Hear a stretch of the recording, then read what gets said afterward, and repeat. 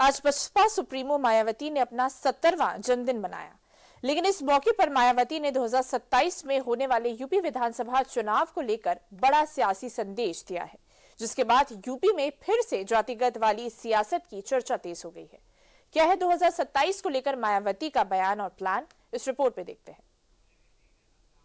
अब ब्राह्मण समाज को किसी का भी चोखा बाटी आदि नहीं चाहिए। उन्हें हर स्तर पर पूरा मान सम्मान व उचित प्रतिनिधित्व तथा रोटी रोजी के भी साधन चाहिए। तो ये सब इनकी चाहत अभी तक बीएसपी की सरकार में ही पूरी हुई है। बीएसपी की सरकार बनने पर फिर से इनकी ये सब चाहत जरूर पूरी की जाएगी। यूपी के सियासी शोर में अब मायावती की आवाज भी गूंजने लगी है। मंशा साफ है कि 2027 के चुनाव से पहले जातीय समीकरण को कैसे सेट किया जाए।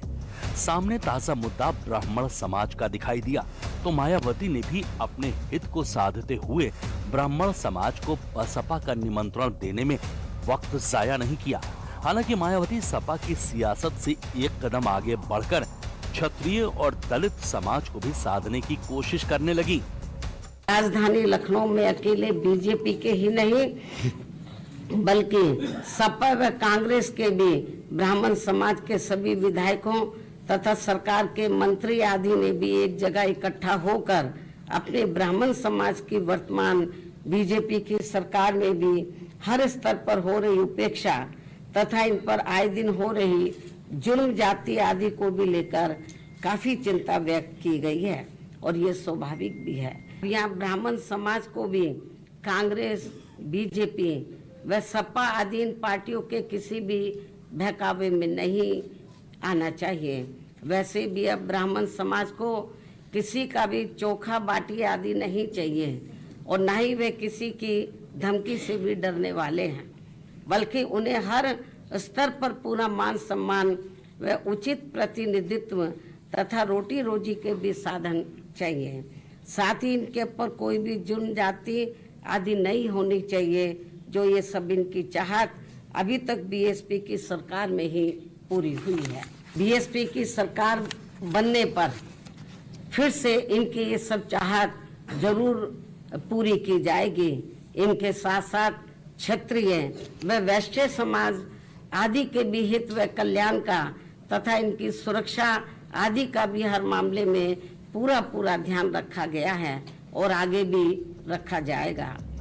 अभी पिछले ही महीने यूपी विधानसभा के शीतकालीन सत्र के दौरान ब्राह्मण विधायकों की बैठक का मुद्दा गरमाया था, जिसका सियासी लाभ लेने की कोशिश में सपा सामने आई थी और ब्राह्मण समाज के नेताओं को निमंत्रण दे डाला था। यही नहीं, सपा ने 1 जनवरी को चोखे बाटी के भोज का भी आयोजन किया। इस पर भी मायावती ने तंज कसते हुए यूपी विधानसभा चुनाव के लिए अपनी सियासी नींव मजबूत करने की कोशिश की है। हालांकि मायावती के इस बयान पर बीजेपी और सपा दोनों की तरफ से करारा पलटवार सामने आया है। बसपा को हमें ब्राह्मणों के प्रति प्रमाण पत्र उनसे प्राप्त करने का अवसर हमें नहीं चाहिए। वो कह रही हैं हम सरकार बनाने जा रहे हैं और हम ब्राह्मणों को टिकट देने का काम करेंगे अकेले। अब तो उत्तर प्रदेश की जनता ही 27 में उसका जवाब देगी। मायावती जी का अस्तर तो खुद ही खत्म हो गया है जी। अब देखिए, भारतीय जनता पार्टी के समय में तो मीटिंगें करते तब मैंने बोला है कि उन्हें सम्मान नहीं मिल रहा है, तो हमने कहा है कि जितने भी ब्राह्मण हैं जिनका सम्मान नहीं हो रहा है, जिनकी उपेक्षा हो रही है, वो हमारे साथ आए, समाजवादी पार्टी में आए, उनका सम्मान होगा। दरअसल सपा हो या बसपा, दोनों ही पार्टियां ब्राह्मण वोटर्स की तरफ ऐसे ही नहीं भाग रही हैं, बल्कि इसके पीछे यूपी विधानसभा चुनाव 2022 का वो सियासी गणित है जिसके दम पर बीजेपी सत्ता में आई और इसीलिए ये विपक्षी दल अब ब्राह्मण वोटर्स को साध कर अपना सियासी समीकरण सेट करना चाह रहे हैं। यूपी में 7% ब्राह्मण वोटर है और ब्राह्मणों की 89% वोट बीजेपी के पक्ष में जाता है। ये हैरान करने वाले आंकड़े हैं क्योंकि किसी भी जाति का इतना फीसदी वोट किसी पार्टी के पक्ष में नहीं जाता। यही वजह है कि सपा बसपा अब इन ब्राह्मण वोटर्स पर डोरे डालने की कोशिश कर रही हैं। यूपी में ब्राह्मण बीजेपी का कोर वोटर है और यूपी बीजेपी के जितने भी ब्राह्मण विधायक हैं, उन्होंने एक सुर में यह ऐलान कर दिया है कि वो सीएम योगी के साथ पूरी शिद्दत से हैं। लेकिन इसके बाद भी पहले सपा और अब बसपा का इस मुद्दे पर बयान देकर इसे खींचना ये दिखाता है कि यह पार्टियां महज अपना सियासी हित साधने के लिए ऐसी बयानबाजी कर रही हैं, जबकि बीजेपी किसी एक जाति की नहीं बल्कि सर्व समाज की बात करते हुए 2027 की तैयारी कर रही है। अगर किसी के साथ है तो भारतीय जनता पार्टी के साथ है, और भारतीय जनता पार्टी के साथ खड़े होने की वजह है, भारतीय जनता पार्टी ही एकमात्र ऐसी पार्टी है जिसने सभी समाजों का बिना भेदभाव के, बिना ऊंच नीच के, बिना अगड़े पिछड़े के पूरा सम्मान रखा है।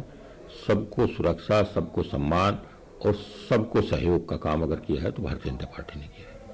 यही वजह है कि भारतीय जनता पार्टी के प्रति सभी समाजों का स्नेह बना है। कोई कैसा बयान दे, इससे कोई फर्क जनता पर पड़ने वाला नहीं है। जनता का पूरा स्नेह 2027 में भी भारतीय जनता पार्टी को मिलेगा। हालांकि मायावती की नजर सिर्फ ब्राह्मण वोटर्स पर नहीं, बल्कि उनकी नजर यूपी में अपने खोए हुए वोट बैंक को वापस पाने पर भी है, और इसीलिए मायावती 2027 के चुनाव से पहले इस बार पूरी तरह सक्रिय दिखाई दे रही हैं, जबकि पिछले चुनावों में मायावती इतनी एक्टिव नहीं दिखाई दी हैं। मायावती ने अभी बीते अक्टूबर के महीने में मुस्लिम भाईचारा संगठन की विशेष बैठक बुलाई थी। ये कमेटी बनी तो 2012 से 2017 तक के लिए थी, लेकिन मायावती ने पहली बैठक अब की है। मायावती ने इसमें पहली बार 36 मुस्लिम नेताओं के साथ बैठक की थी।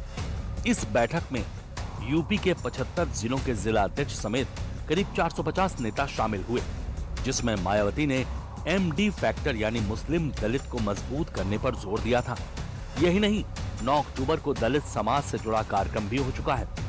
16 और 19 अक्टूबर को यूपी, उत्तराखंड और राष्ट्रीय कार्यकारिणी की बैठक हुई।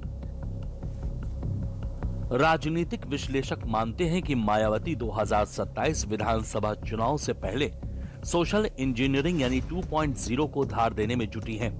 दरअसल बसपा को 2007 में ब्राह्मण, ओबीसी और मुस्लिम भाईचारा समितियों के बूथ स्तरीय नेटवर्क ने ही सत्ता दिलाई थी, लेकिन इसके बाद मायावती की निष्क्रियता ने बसपा के कोर वोट बैंक को हिला दिया और इसका फायदा दूसरे दलों को मिलता था। लेकिन अब मायावती इसे अपने पाले में करना चाहती हैं, जिस पर फिलहाल सपा की भी सियासी नजरें टिकी हुई हैं। यूपी में 19% से ज्यादा मुस्लिमों की आबादी है। यूपी की 57 विधानसभाएं ऐसी हैं जहां मुस्लिमों की आबादी 30 से 60% के बीच है।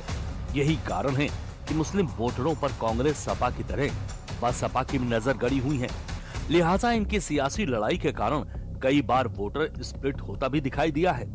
इसी के चलते 2017 में बीजेपी ने इन 57 में से 37 सीटें जीती थी, जबकि 2022 में सपा ने मुस्लिम वोटों का 83% हासिल कर 17+ सीटों पर कब्जा किया था।